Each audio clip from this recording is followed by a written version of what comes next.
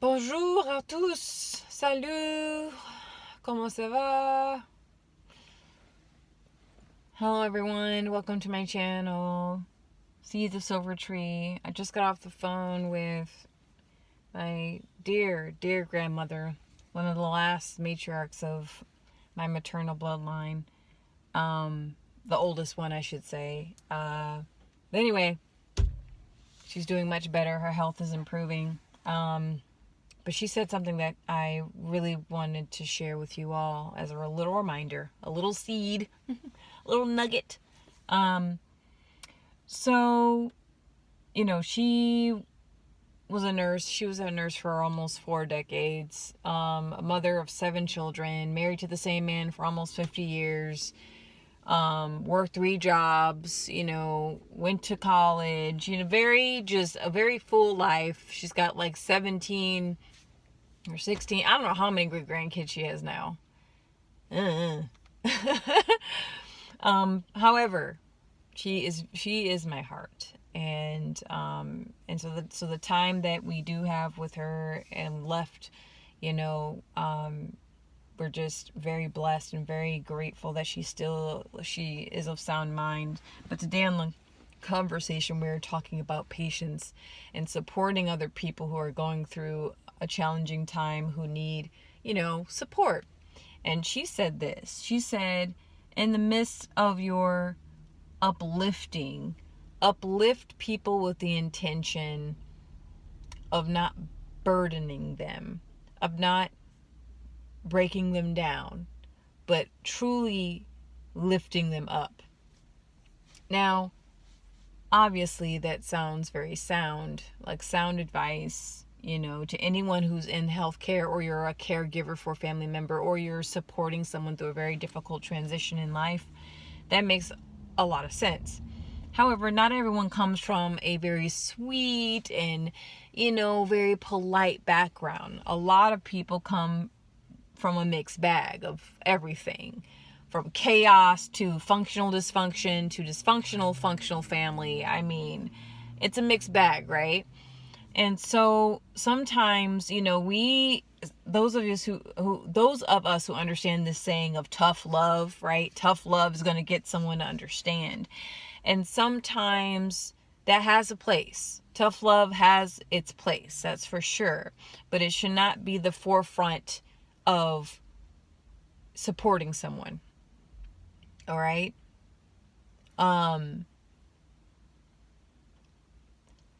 This type of support, you want to be honest, you want to be true, you want to be authentic in a way that will leave an impression, a positive impression on someone.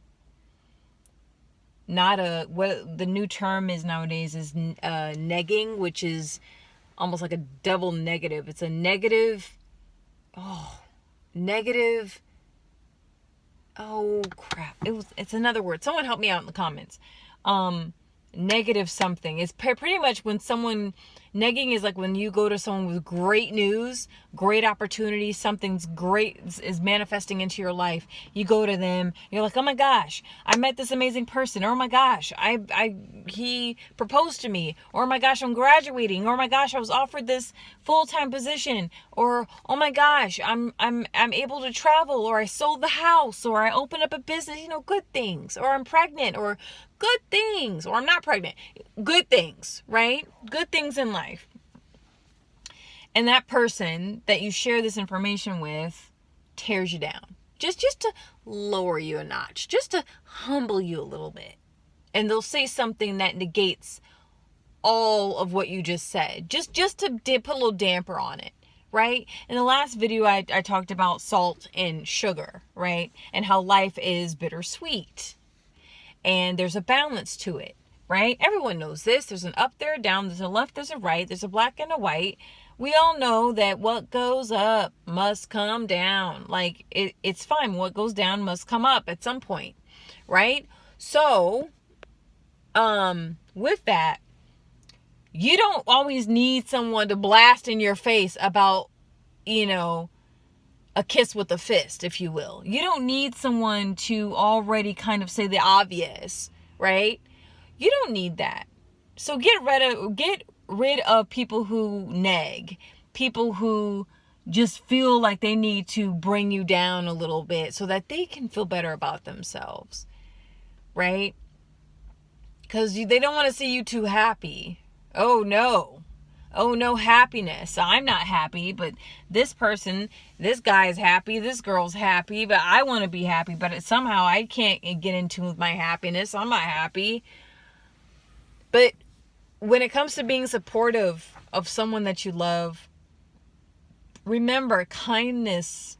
I will say this one thing, and I grew up in the season of my grandmother's life where she was a grandmother, and I don't know what it is, but like the strictest parents who become grandparents later in life become the most sweet, almost docile beings, creatures you would never suspect that they were so strict. And my grandmother was very strict with her children. She didn't play. Like just today, I learned that she hunted. When you hear this woman's voice, it's the sweetest. Hi, hello, granddaughter. I would never see my grandmother with a rifle going hunting for raccoons. She literally told me she would go camping. I'm like, what? I never seen or pictured my grandmother ever camping or going out in the outdoors, so far from like a family day out in the park or something like that. No, she said it was legit. That's all she did during the summers, visiting her numerous aunts and uncles. I come from a very large lineage, so I'm beginning to find out that's spanning multiple states now. It's a very beautiful thing, family, when you start studying your family history and all that entails with it, all of the unhidden treasures and hidden stories, and just, it's amazing. There's so many beautiful gifts that are taking place in my family regarding my family history on my maternal side. So it's phenomenal. And then I'm reconnecting with my relatives on my paternal side. So just me coming back to my home state is exactly where I feel like I need. And then my grandmother talked about the 7-year, how every 7 years, and this is a scientific study, by the way, every 7 years, the human body regenerates itself somehow. Like you get new cells, new this, new that. Like it just kind of resets itself every 7 years. And I'm 35, so I'm in my 5th cycle. And my grandmother said she's in her 12th. And she said that she can actually feel it. And she said some moments you can feel it and others you can't. In other moments and seasons of life, you're so caught up with life, you're not thinking and feeling. But I definitely feel it. I mean, down to like, I got a whole new mole. I don't know about you guys. I know it's weird. I'm rambling, but I got a whole new mole on my arm. And ain't that something? And I noticed that too over the years. I get, a little mole here and a mole there. But this one was like, I don't know, just struck me one day. I was like, wow. But we go through these cycles, and sometimes and she's in that season, in her winter season of life, where things slow down. And so she's able, to process things very, very differently compared to somebody in her, my 35th year of life, where things are still kind of boom, a little bit slower than what it used to be in my 20s. Everything was so fast. You fall in love fast. You take a job fast. You leave. You move. Life is just coming for you because you're fresh and new and green. And then when you're in your 30s or 40s, it just seems that life is still moving very quickly, but you're learning to discern what's right for you, from versus what's good, what feels good to you. And so that, and it continues to be that way every so often, every few years. So, but when we're supporting someone, just remember to be an advocate for kindness. And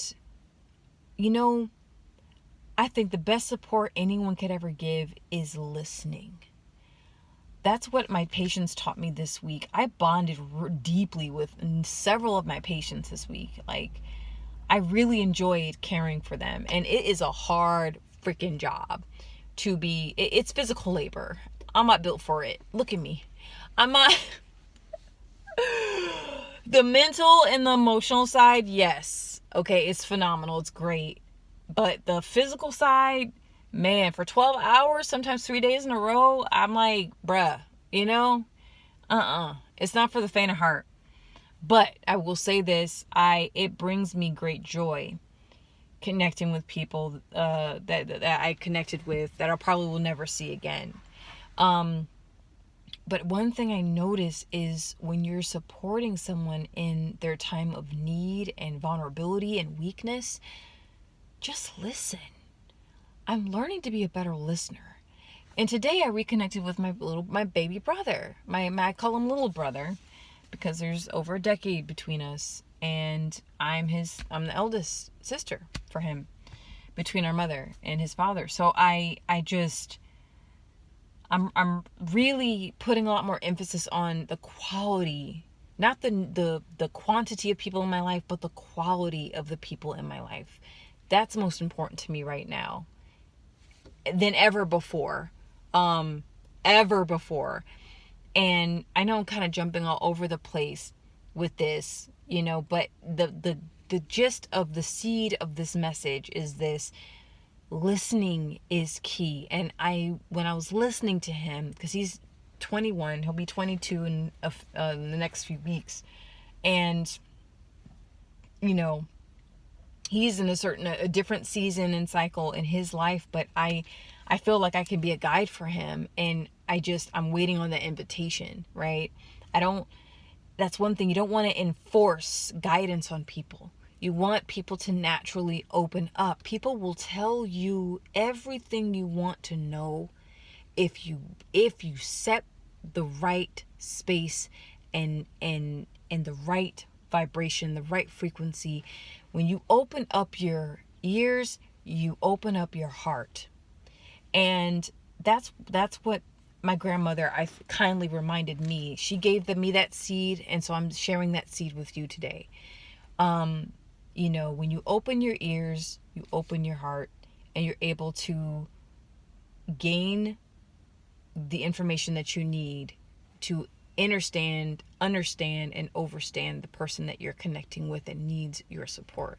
I was able to listen to my brother, listen to his trials, listen to what he's going through, listen to his emotions and his, things that he's at the beginning of his manhood, right? I'm kind of like entering into the middle of my womanhood, but he's entering into, and I don't have that male experience. I don't know what it's like to be a man, and I never will ever. But, for him, it's going to be very different.